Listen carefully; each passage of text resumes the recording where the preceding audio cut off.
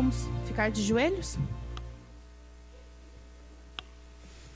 Meu Paizinho amado, muito obrigado, ó Pai, porque o Senhor nos trouxe mais uma noite aqui na Tua santa e boa casa, ó Pai. Meu Paizinho, o Senhor sabe das nossas lutas diárias, de todos os nossos problemas, das nossas tribulações. Venho pedir a Ti, ó Pai, que limpe nossa mente e nosso coração de todo medo, de toda angústia, de toda ansiedade, de tudo que vem atrapalhar a nossa comunhão contigo, ó Pai. Neste momento, venho pedir uma bênção especial sobre o pastor, que ele venha falar em seu nome, ó Pai, que o Senhor venha falar conosco, que a gente não venha endurecer nosso coração, para que um dia estejamos todos reunidos na vida eterna. Tudo eu peço no nome de quem tem poder, nosso Salvador Jesus. Amém. Amém, Senhor. Boa noite. A chuva não atrapalhou, né? Nós estamos aqui na casa de Deus para nós adorar nosso Deus, né? Agora nós temos um momentinho bastante descontraído, né? Que é nosso sorteio, mas a nossa vinda aqui mesmo é pela palavra de Deus, né? E as marcas de Cristo que são colocadas aqui, que o pastor tem colocado, né? Através da educação, nas pessoas mais carentes, que nós já estudamos, né? Estou curioso para que daqui a pouquinho qual vai ser o tema de hoje aqui, né? Vocês aqui. Agora eu vou chamar a Meire, que ela vai ter à frente, ela vai fazer um momentinho da saúde, né? Ontem pessoas ganharam alguma coisa aqui. Espero que quem ganhou tenha feito a beterraba com gengibre e não sei mais o que lá. Olá, irmãos. Preparados para aprender mais alguma coisa hoje? Ontem nós estudamos sobre o que mesmo? Que faz bem para a saúde? Opa, teve gente que fez cara feia porque diz que não gosta, é horrível. Mas, irmãos, nem sempre o que a gente gosta, a gente pode dizer, né? Muitas vezes coisas que a gente não gosta, mas faz muito bem para a saúde. Mas hoje eu vim falar sobre uma fruta que a maioria das pessoas gosta, até as crianças gostam dessa fruta. E eu vou pedir para elas olharem aqui para mim e prestar atenção. Eu vou falar sobre a fruta que todo mundo diz que Eva comeu, que eu acho que não é. Mas é sobre a maçã. Vocês sabem o poder que a maçã tem? Irmãos, eu fiquei assim, boca aberta fruta poderosa. Olha, a maçã, ela é rica em fibras, ela é rica em vitaminas, sais minerais e ela é antioxidante. Mas a maçã, ela previne muitas coisas. Olha só, eu peguei só um pouquinho. Veja, ela previne problemas da gengiva, ela protege contra a gripe e resfriados, ela melhora as funções cerebrais e nos ajuda na memória, ela diminui o risco do Alzheimer. Já pensou? Ela reduz o colesterol, ela diminui a pressão arterial, irmã. Ela melhora o intestino. Ela ajuda a emagrecer, mulheres, dando a sensação de que a gente está assim, cheia, sabe? Muito bom, né? E eu achei maravilhoso porque ela também ajuda a prevenir alguns tipos de câncer.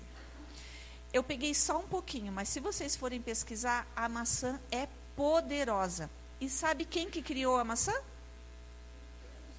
Deus. Irmãos, tudo que Deus criou é maravilhoso, é perfeito. Nós precisamos aprender a comer mais as coisas que Deus criou e menos a que o homem inventou, né?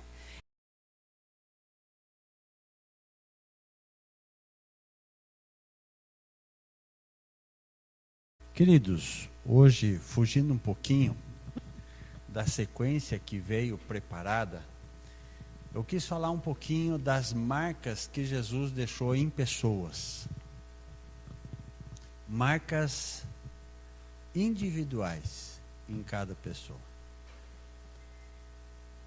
E eu queria começar com João.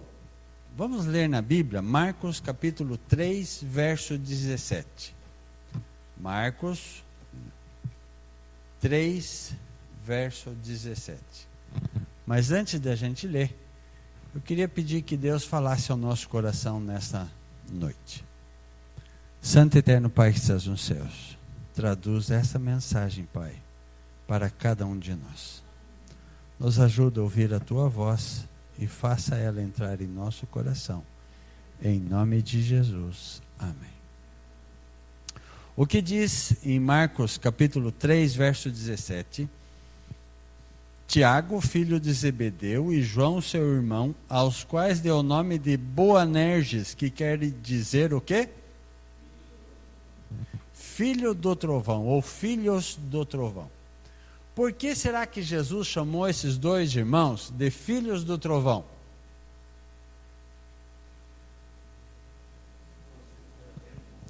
Temperamento o quê?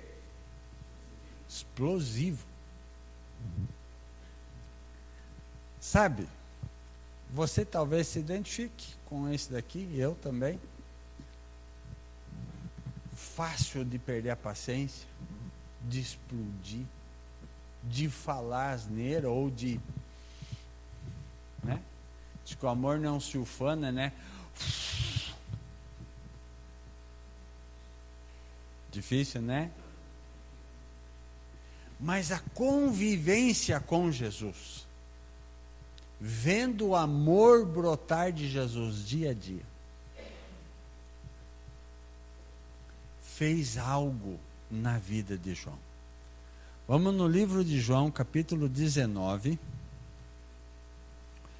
João, capítulo 19, e o versículo 26.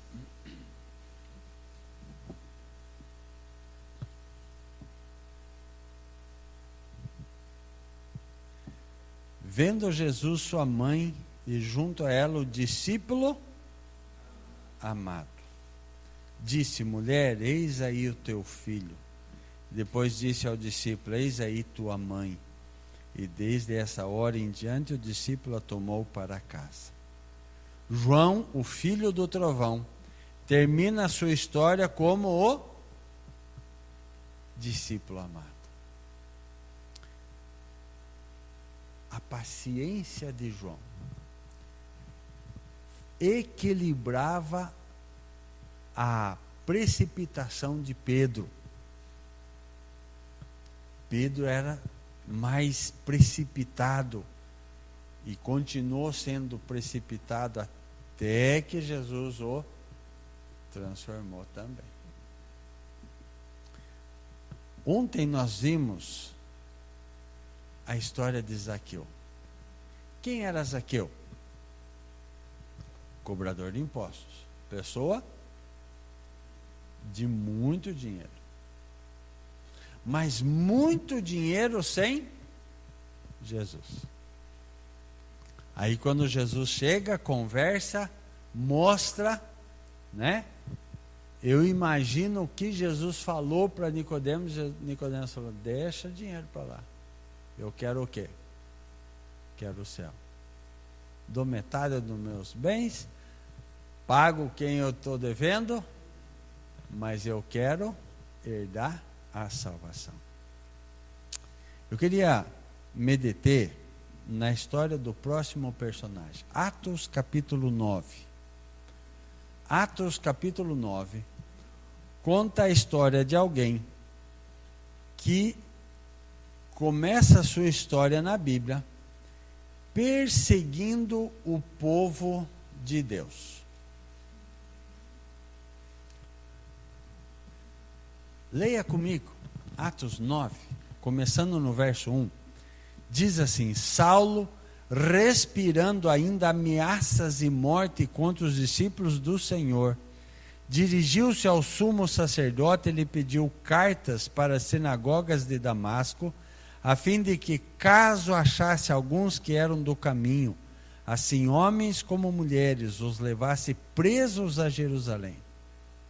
Seguindo ele estrada fora, ao aproximar-se de Damasco, subitamente uma luz do céu brilhou ao seu redor, e caindo por terra ouviu uma voz que lhe dizia: Saulo, Saulo, por que me persegues? E ele perguntou: quem és tu, Senhor? E a resposta foi: eu sou Jesus, a quem tu persegues. Mas levanta-te, entra na cidade, onde te dirão o que te convém fazer. Queridos, quem era Saulo? Quando a gente lê a biografia inteira de Saulo, fariseu de fariseus se gabava ele. Com cidadania romana se gabava ele. Ensinado aos pés de Gamaliel se gabava ele. Falava mais língua do que qualquer outro, também ele falava assim. Dizem os estudiosos que Paulo deveria falar 6 idiomas. É algo bom, né? Na faculdade, nós tínhamos um professor, e um dia um colega perguntou a ele: professor, quantas línguas o senhor fala? Ele parou para contar nos dedos e falou assim: em 8 eu consigo conversar com as pessoas, tem algumas que eu só leio. Mas Paulo chegava perto, ele falava 6 línguas. Mas o que adianta tanta coisa se ele perseguia o povo que seguia Jesus? Os do caminho, como diz ali, era o caminho que Jesus tinha deixado. E Saulo tinha prazer ou tinha necessidade de perseguir quem seguisse Jesus. Até que uma luz brilha, ele cai no chão e Jesus pergunta: por que você me persegue? Ele pergunta: quem és tu, Senhor? Eu sou Jesus. Nossa, mas eu achava que quem seguisse Jesus eu tinha que perseguir. E aqui, gente, aqui, a instrução: entra na cidade e te dirão o que deves fazer. Romanos capítulo 7, verso 15, conta uma luta que Paulo tinha e que nós temos também. Porque quando nós aceitamos Jesus, quando nós começamos a seguir o caminho de Deus, a gente deseja ser perfeito. Quantos aqui querem ser perfeito? Eu quero. Quantos conseguem ser perfeito? Querer a gente quer, né? Mas a gente não consegue. Romanos capítulo 7, verso 15 diz assim: porque nem mesmo compreendo o meu próprio modo de agir, pois não faço o que prefiro, e sim o que detesto, diz a minha tradução. Nossa, eu aprendi que eu preciso fazer assim, mas de quando eu ver, fiz errado. Eu aprendi que não deveria fazer aquilo, mas quando eu vejo, acabei fazendo. Essa não é a nossa luta? Sim. Mesmo Jesus, né, nos cativando, mesmo aceitando Jesus, as coisas na vida da gente teimam em arrastar a gente para baixo.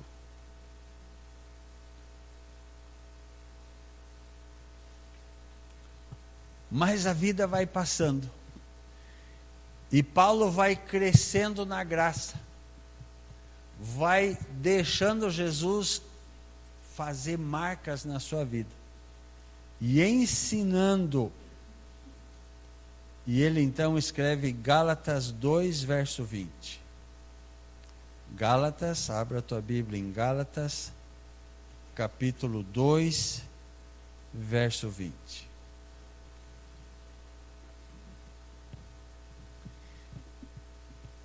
Amém? E aqui diz assim: logo já não sou eu quem vive, mas Cristo vive em mim. E esse viver que agora tenho na carne, vivo pela fé no Filho de Deus, que me amou e a si mesmo se entregou por mim. O que Paulo está falando nesse verso? Sabe aquilo que eu queria fazer que é errado? eu não vou fazer o que eu gosto. Eu vou fazer o que Jesus gosta. Não sou eu quem vive. Não vivo para agradar os meus gostos. Eu vivo para agradar Jesus. É Ele que vive em mim. Faço as coisas que Deus pede. E queridos, muitas vezes precisamos fazer o que é certo sem gostar. Para agradar Papai do céu. E aí entra a história do mamão do pastor Bulhão, né? Quem já sabe, quem não sabe, convida eu para contar lá. Queridos, quantas coisas a gente faz para agradar os outros. E nós precisamos fazer as coisas para agradar a Deus. Não sou eu quem vive, Jesus vive em mim. E Paulo vai crescendo e vai desenvolvendo e vai pregando o evangelho. E no final da sua vida, ele escreve 2 Timóteo 4, verso 7 e o verso 8. Combati o bom combate, completei a carreira, guardei a fé. Já agora a coroa da justiça me está guardada, a qual o Senhor reto juiz me dará naquele dia. E não somente a mim, mas também a todos quantos amam a sua vida. Queridos, esse é o sonho de cada um de nós. Mas para isso acontecer, Jesus precisa transformar a nossa vida.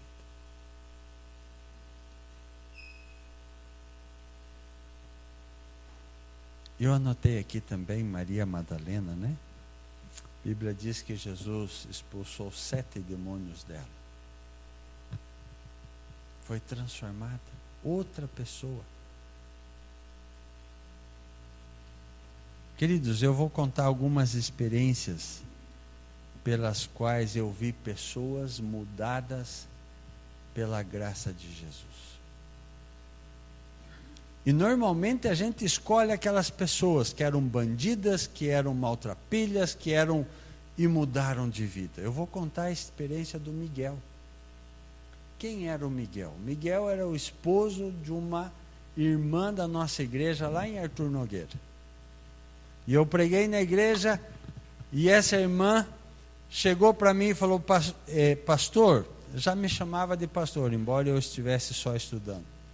Eu gostaria muito que o meu esposo fizesse um estudo bíblico, mas eu não consigo oferecer para ele. Você não ajuda a dar esse estudo bíblico? Eu falei: ajudo. Então tá bom, depois do culto você vai almoçar lá em casa. E lá fui eu. E eu vou confessar para vocês, tem uma coisa que é difícil para mim, é oferecer estudo para quem eu não conheço. Mas nem tudo a gente faz o que é fácil, né? A gente tem que fazer o que precisa, mesmo que às vezes seja difícil.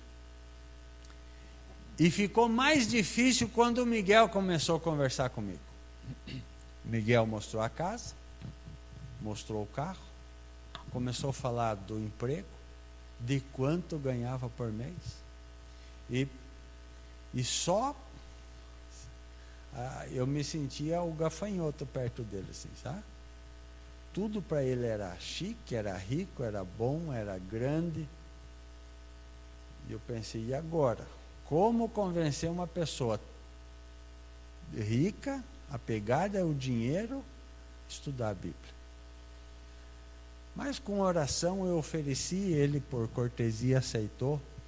E a gente estudou a Bíblia e com a graça de Deus, ele aceitou Jesus. Se batizou na igreja. E eu me formei e saí da Arthur Nogueira.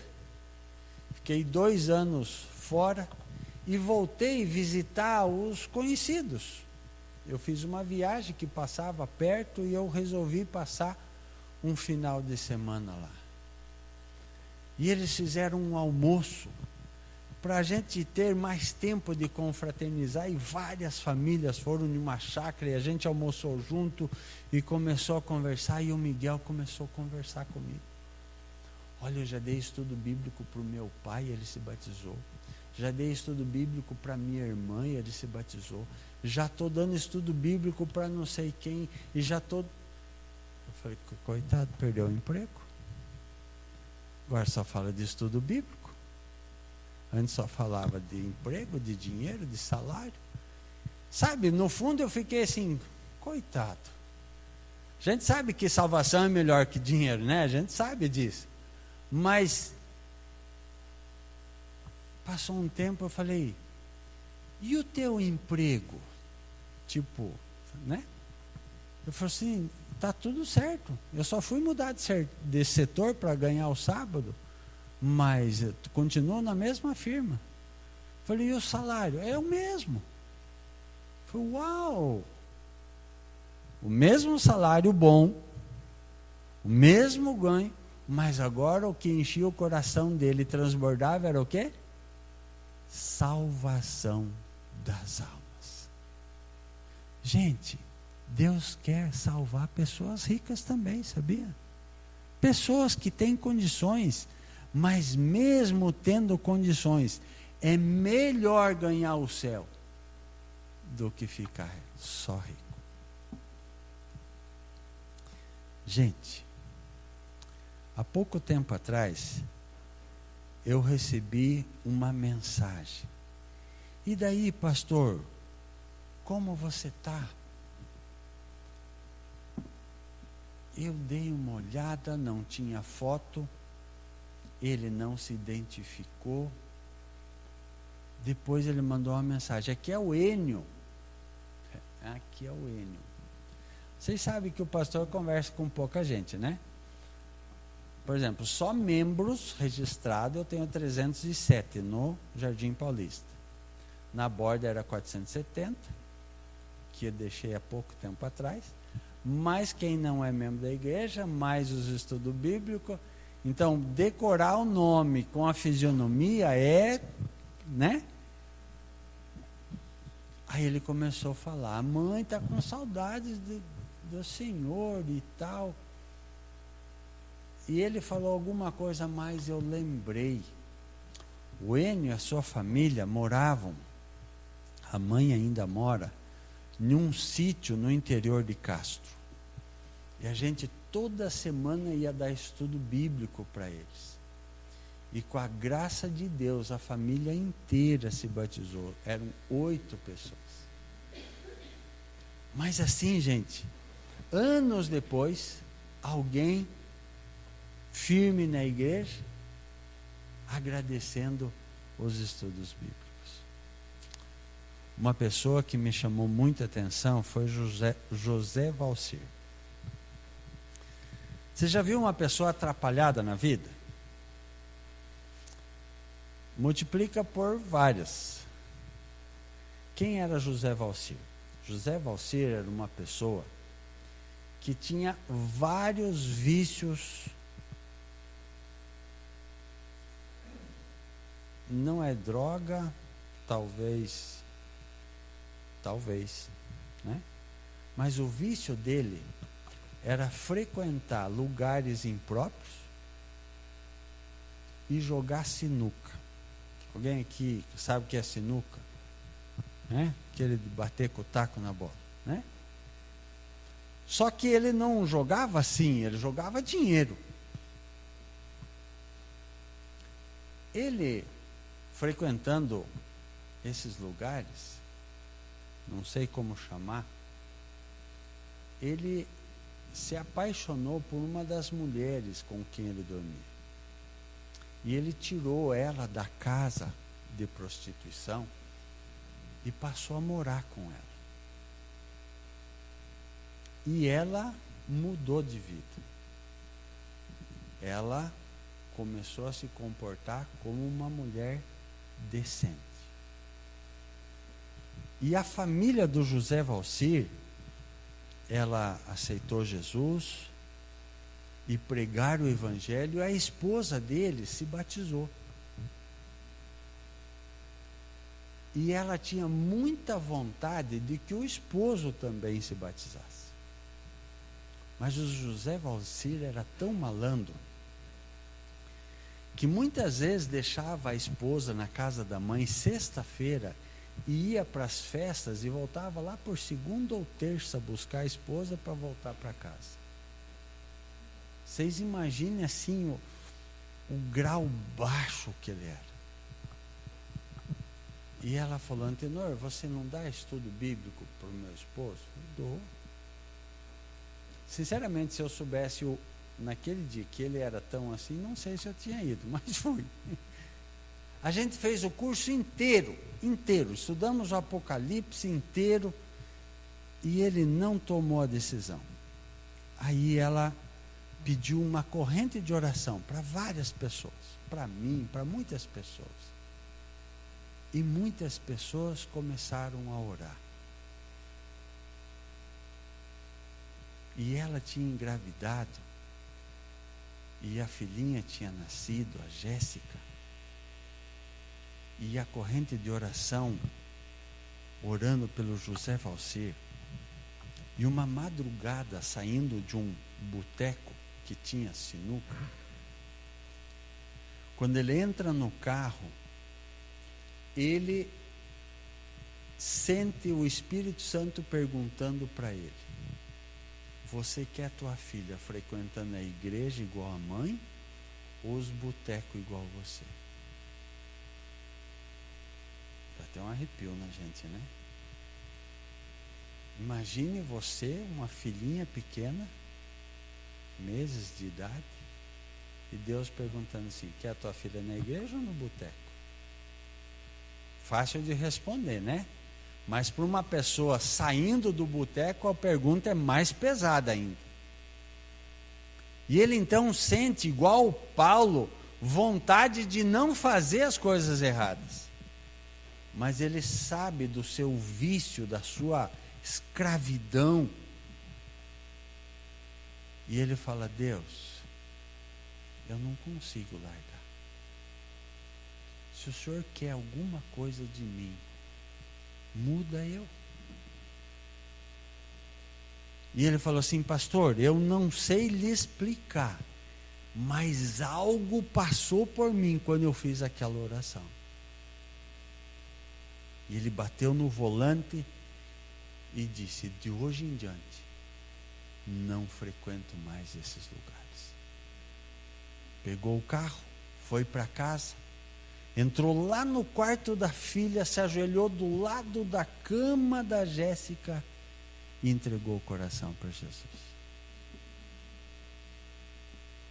Eu não era pastor, eu era um ancião da igreja quando dei estudo bíblico. Mas eu tive a grata satisfação de ver o José Valcir se batizar. E eu quero terminar com a história do Arielson. O Arielson era um menino de uns 13, 15 anos no máximo. E a família inteira fez estudo bíblico. O pai, a mãe, o irmão mais velho, ele que era o segundo, a irmã, enfim, a família inteira. E também todos tomaram a decisão de seguir Jesus. Quando jovem, com 17 anos, dificuldade de conseguir emprego, e vocês sabem que é grande, ele resolve ser colportor. Na época eu também colportava, e a gente colportou muito tempo junto. Na verdade, eu ensinei ele a colportar e depois ele me ensinou a colportar melhor, porque ele se tornou melhor que o professor. Ele foi por algum tempo campeão de colportagem no Rio Grande do Sul. Um dia, o pastor chegou perto dele e falou assim: Arielson, você deveria fazer teologia. E ele falou assim: não, pastor, meu negócio é colportagem. Eu fiquei pensando, desde criança eu queria ser pastor e o pastor só convidou ele para ser pastor. Sabe? Mas passou. Anos mais tarde, Deus me chama, vou, faço teologia, me formo, não sou chamado para o ministério, fiquei 2 anos sem chamado. O Arielso falou, vem comportar comigo, Antenor. E nós comportamos 1 ano junto, comportando e fazendo o trabalho missionário. Anos mais tarde, ele diz, Antenor, vou fazer teologia também. E hoje, o Arielso é pastor da nossa associação. Sabe, quando a gente olha pessoas transformadas, porque encontraram Jesus, a gente vê pessoas melhores e mais felizes, com, vamos dizer assim, com o rumo certo para a sua vida. Porque, queridos, daqui uns dias, o nosso mundo vai chegar ao fim. Jesus vai voltar, as coisas vão queimar, né? E os salvos vão para o céu e os perdidos vão esperar o final do milênio para morrer queimado, né? Qual, olhando assim, o futuro desde agora, qual é a nossa escolha? Ah, pastor, lógico que eu quero ir para o céu com Jesus. E por que não agarrar com todas as forças a chance, agarrar Jesus, segurar a mensagem, viver a mensagem? Apocalipse 3, verso 20, eu queria que você abrisse a tua Bíblia. Apocalipse capítulo 3, verso 20.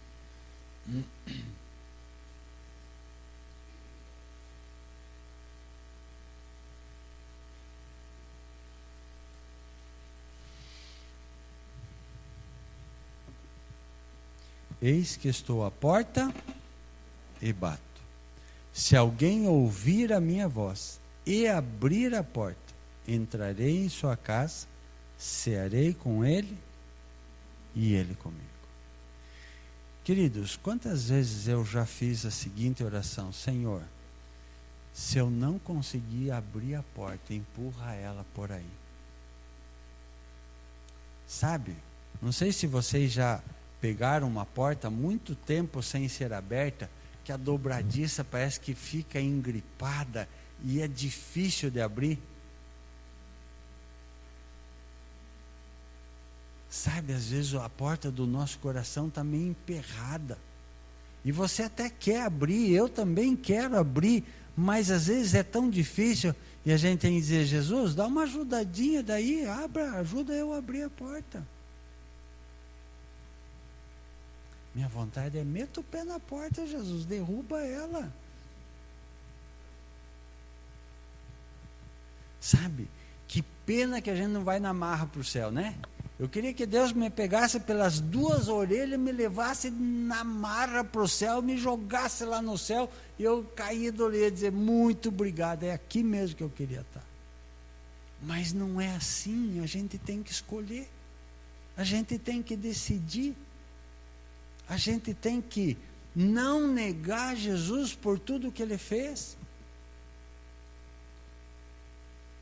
Claudinice cantou tudo que Jesus fez pela gente. Morreu, sofreu.